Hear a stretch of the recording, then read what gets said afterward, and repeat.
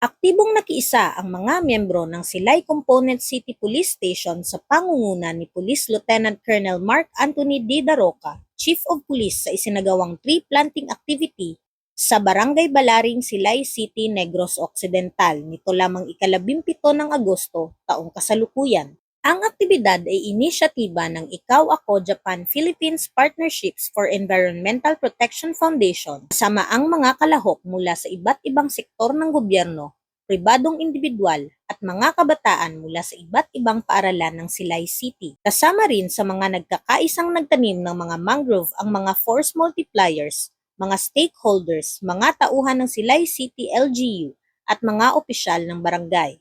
May kabuuang 3,000 binhi ng mangrove ang naitanim at nagsisimbolo ng patuloy na pagtutulungan at malasakit ng komunidad para sa kalikasan. Ang aktibidad na ito ay patunay na ang pagkakaisa ng bawat sektor ng lipunan mula sa mga mag-aaral hanggang sa mga opisyal ng pamahalaan ay nagdudulot ng mas matibay na pundasyon para sa kinabukasan ng ating kapaligiran.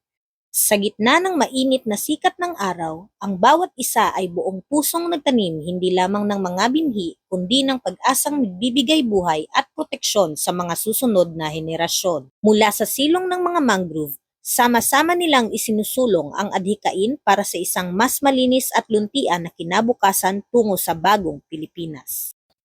Mula dito sa Negros Occidental Police Provincial Office, ako ang inyong PNN Correspondent, Patrolwoman Andrea Dominic Di Palobos, alagad ng batas, taga-taguyod ng Balitang Pulis.